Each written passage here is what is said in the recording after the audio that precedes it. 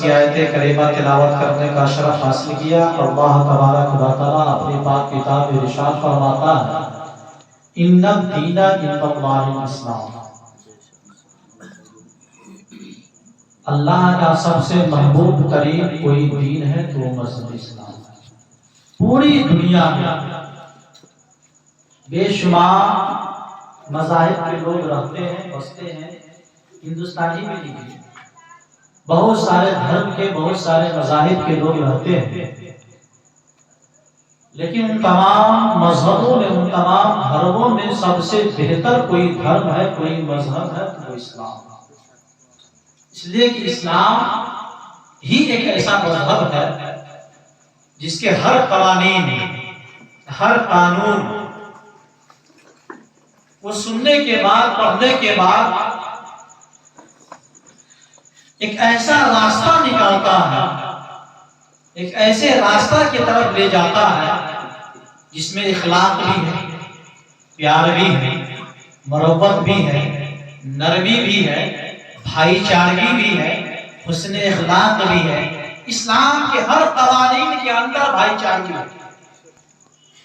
دیگر مذہبوں میں چلے جائیں گے، دیگر دھرموں میں چلے جائیں گے، ان کا ایک ایک طریقہ کوئی طریقہ سے ملتا جلتا نہیں ہے۔ ہر طریقہ کے لوگ اپنے اپنے طریقے سے کام کرتے ہیں اور چلتے ہیں اور رہتے ہیں، لیکن مذہب اسلام ہی ایک ایسا مذہب ہے کہ دنیا کے کسی کونے میں ہو، کسی خطے میں ہو، جو بھی کام وہ کرے گا وہ سنت رسول کے مطابق کرے گا۔ نبی کریم صلی اللہ تعالی علیہ وسلم کے طور طریقہ کو سمجھ کر کے وہ اپنا کام کرے گا، چاہے جو بھی طریقہ ہو، شادی بیاہ کا ہو، نماز کا ہو، روزہ کا ہو، حج کا ہو، زکات کا ہو، جو بھی مسلمان کرے گا، جس طریقے سے نماز پڑھے گا،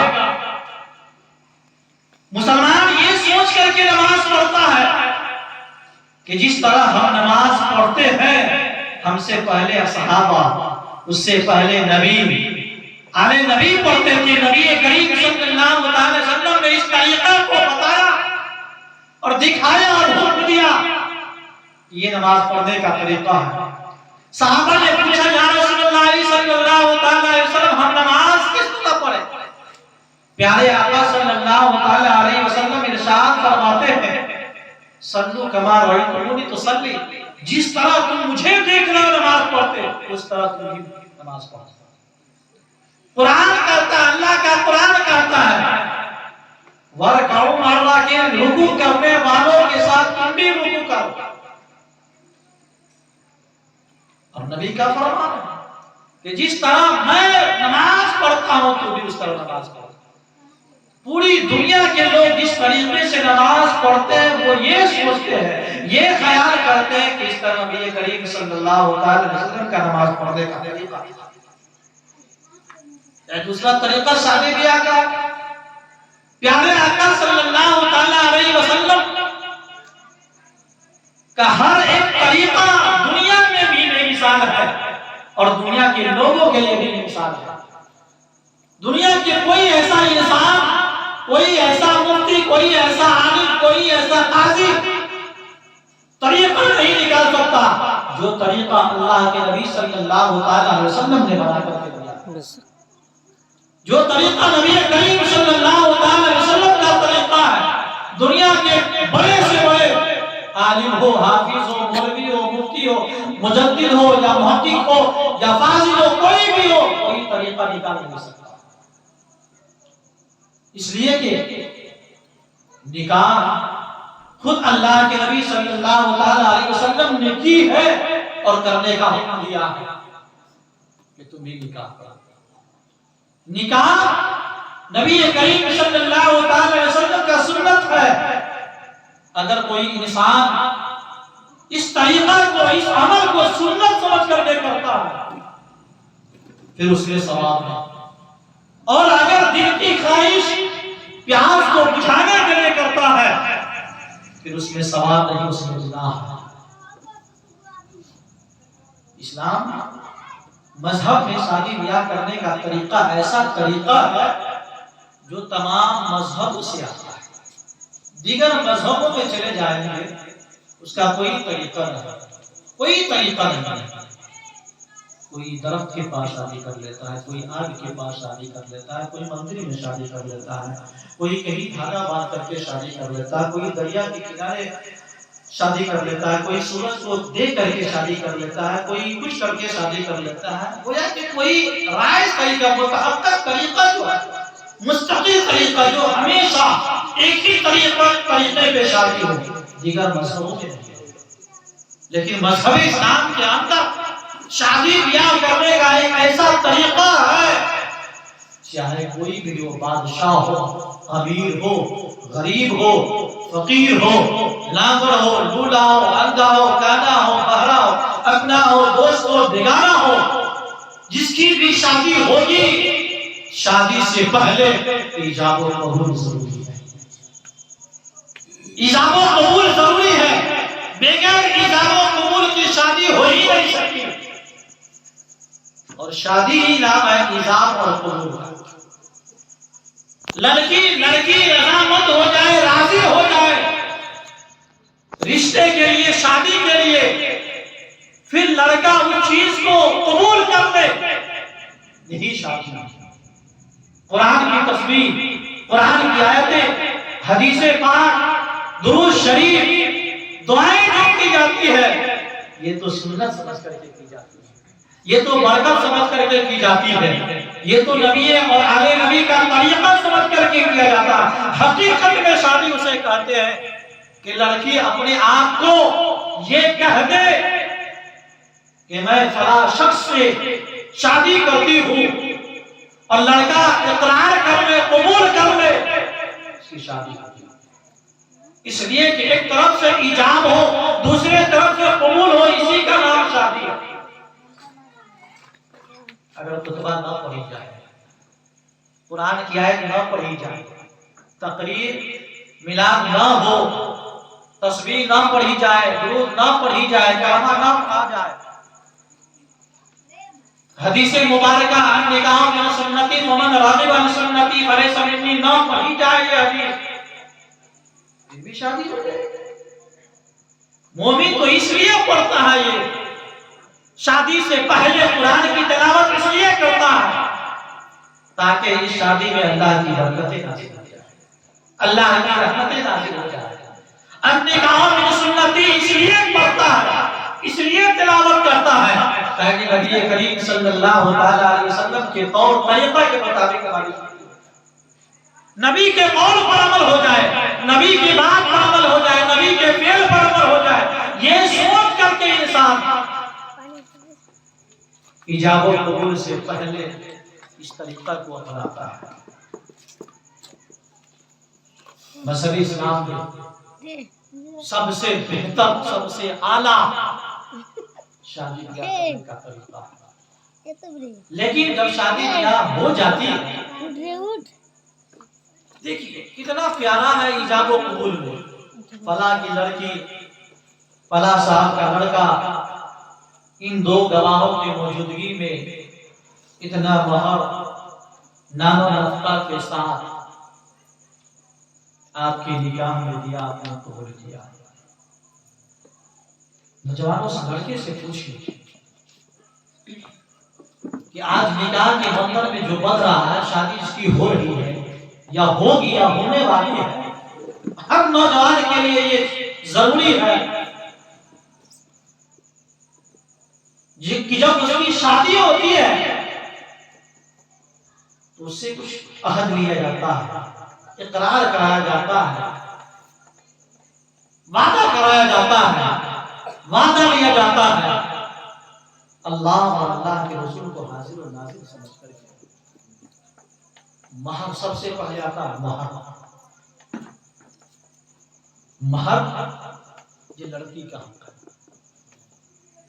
ہر حال میں لڑکے کے اوپر ضروری ہے کہ مہر کو ادا کرے، مہر ضروری ہے۔ بعض روایتوں میں آیا کہ بغیر مہر کے بھی شادی جائز ہے۔ لیکن جو شادی، جو طریقہ اللہ کے نبی نے رائج کیا، حکم دیا، اس کے خلاف کریں گے شادی تو ہو جائے گی لیکن وہ برکتیں حاصل نہیں ہوگی جو شادی ہوگی، جو مذہب اسلام بتایا ہے۔ مہر ہر مسلمانوں کو، ہر نوجوانوں کو جاننا ضروری ہے کہ مہر ہے کیا۔ مہر یہ اللہ کا حکم ہے، نبی کا فرمان ہے، جو لڑکی کا حق ہے لڑکوں کے اوپر، مردوں کے اوپر ہے کہ جتنا جلدی ہو سکے، جب ہو سکے جو لڑکا یا جو مرد اب تک کے مہر ادا نہیں کیا ہے ان کو چاہیے کہ مہر ادا کر دے۔ کہیں کہیں تو ایسے سننے کو ملتا ہے کہ شادی ہو جاتی ہے، پہلے شب جو آتی ہے لڑکا معاف کروا دیتا ہے۔ یہ بالکل خلاف سنت، غلط طریقہ ہے۔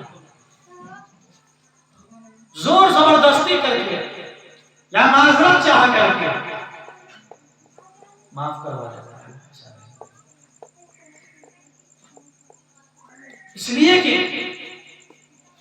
آپ کو روزی دینے والا، آپ کو ہر چیز دینے والا ایک مالک ہے، ایک اللہ، اس پر بھروسہ رکھیں۔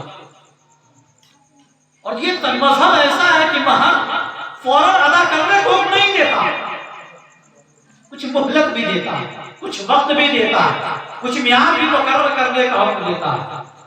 آپ مہر 3 طریقے سے ادا کر سکتے ہیں، 3 طریقے سے ادا کر سکتے ہیں۔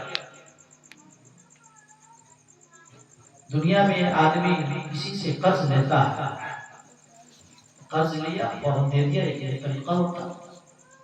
ایک ہوتا ہے 1 ہفتہ میں ہم دے دیں گے، 1 مہینہ میں دے دیں گے، 2 مہینہ میں دے دیں گے، سال بھر دے دیں گے۔ 2 طریقہ۔ تیسرا طریقہ ہے کہ جب ہو جائے ہمارے پاس پیسہ، تم قرض دو، 2 دن کے اندر ہو جائے 2 دن کے اندر دے دیں گے، 2 سال کے بعد ہوگا 2 سال کے بعد ہوگا، کوئی وقت مقرر نہ کیا، کوئی میعاد مقرر نہیں کیا۔ یہ 3 طریقہ ہے۔ ٹھیک اسی طرح مہر کو بھی ادا کرنے کا یہی 3 طریقہ ہے۔ پہلا طریقہ جو سب سے بہتر اور افضل اور اعلیٰ ہے کہ جب ہی شادی ہو، جب بھی نکاح ہو، اللہ نے دولت دیا ہے تو اسی وقت ادا کر دے، اسی وقت ادا کر دے۔ وہاں ہو تو وہاں، گھر پر ہو تو گھر پر،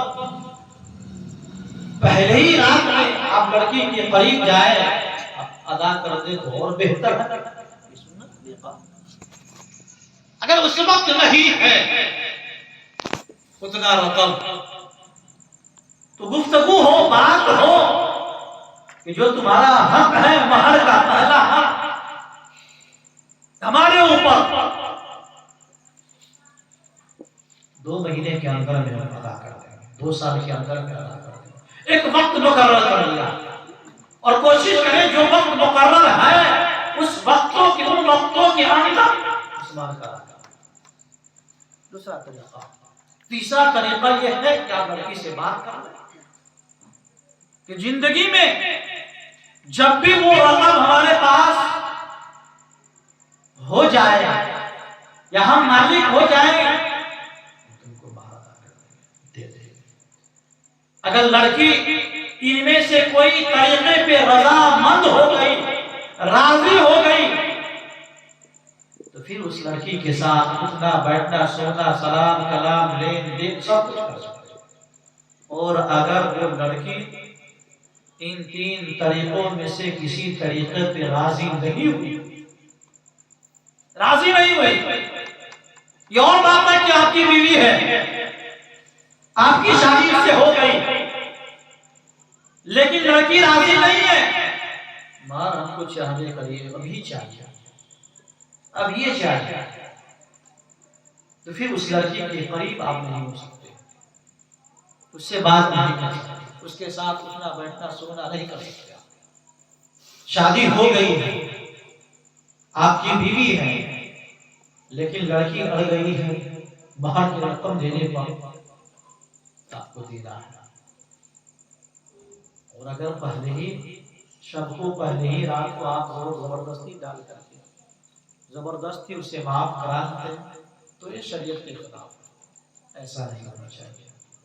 پرانے زمانہ میں آنکھ کی دیکھی ہوئی بات بتاتے ہیں کہ جب عورتیں انتقال ہو جاتی تھی تو مرد کے پاس دیگر عورتیں پہنچتی تھی، مہر دیے ہوئے ہیں یا معاف کرائے ہوئے ہیں، دیے ہوئے نہیں ہیں، جا کے کان میں بولتا تھا۔ پرانے لوگ بھی دیکھے ہوں گے، سنے بھی ہوں گے، کان میں جا کر بولتا تھا مہر معاف۔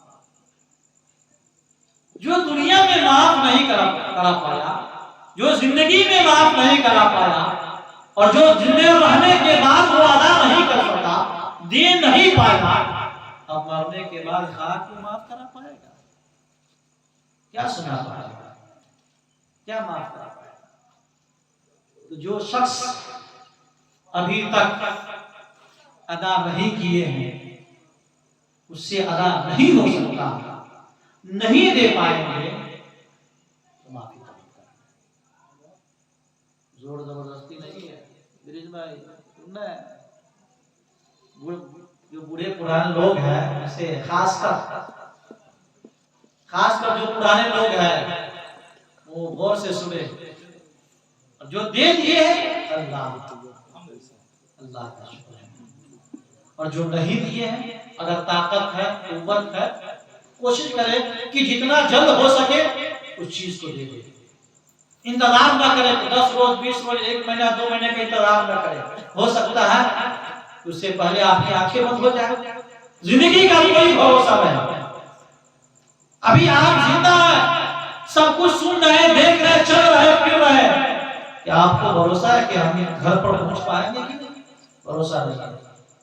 کیا ہم اس وقت کو چوکی پہ بیٹھے ہوئے کوئی بھروسہ نہیں کہ ہم اس پر کھڑے ہو پائیں گے کہ نہیں ہو پائیں گے؟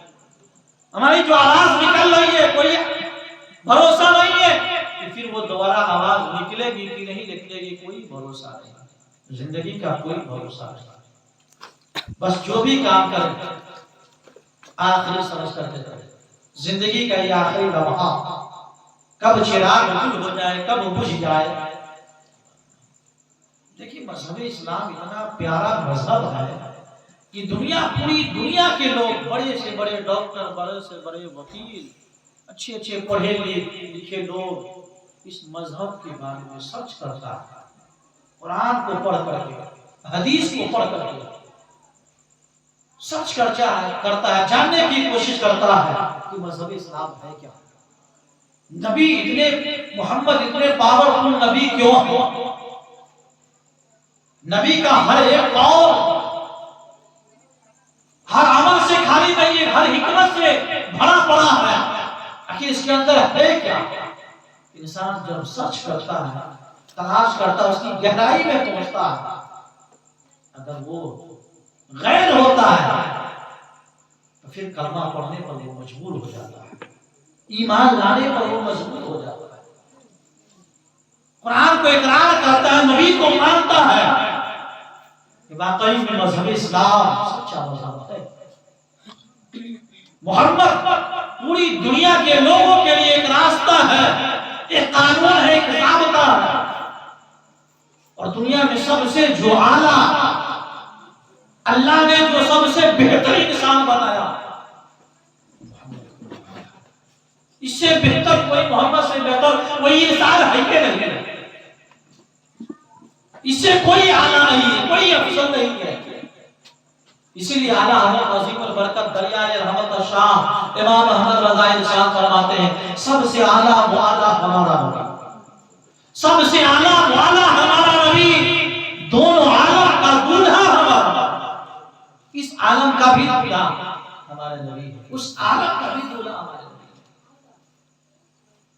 اور کون دیتا ہے، دینے کو منہ چاہیے، دینے والا سچا ہمارا نبی۔ اور یا رسول اللہ غم زدوں کو رضا مزدہ دیجئے کہ ہے، غم زدوں کو رضا مزدہ دیجئے کہ ہے، بے کسوں کا سہارا ہمارا۔ اے نوجوانوں، مذہب اسلام کو مضبوطی سے تھامے رکھو، دوسرے کے طور طریقہ کو نہ دیکھو۔ اگر طریقہ دیکھنا ہے تو نبی کے طریقہ کو دیکھو، نبی کے طریقہ کو دیکھو، نبی کے قول و فعل کو دیکھو، نبی کے عمل کو دیکھو، نبی کے فرمان کو دیکھو۔ دوسرے کیا کر رہے ہیں، کس طرح رہ رہے ہیں، ان کو اپنا آئیڈیا ماڈل نہیں بنا۔ اگر بنانا ہے تو نبی کے قول فعل عمل کو طریقہ بناؤ، اس کو پھر نبی کے قول فعل پر عمل کرو گے، انشاءاللہ امید ہے کہ تم دنیا میں بھی کامیاب رہو گے اور آخرت میں بھی کامیاب رہو گے۔ کوئی ایسا کام نہ کرو، کوئی ایسا راستہ، کوئی ایسی راستہ نہ اپناؤ جس سے تمہارے مذہب کی بدنامی ہو، تمہارے دھرم کی بدنامی ہو، تمہارے خاندان کی بدنامی ہو، تمہارے سماج کی بدنامی ہو۔ کوئی ایسا کام نہ کرے، ہر ایک چیز نہیں کرے۔ اللہ رب العزت کی بارگاہ میں دعا ہے، رب تبارک و تعالی ہم سب کو سننے سے زیادہ عمل کرنے کی توفیق عطا فرمائے۔ مستغفر اللہ، کلمہ شریف پڑھ لیجیے، لا الہ الا اللہ محمد رسول اللہ علیہ وسلم۔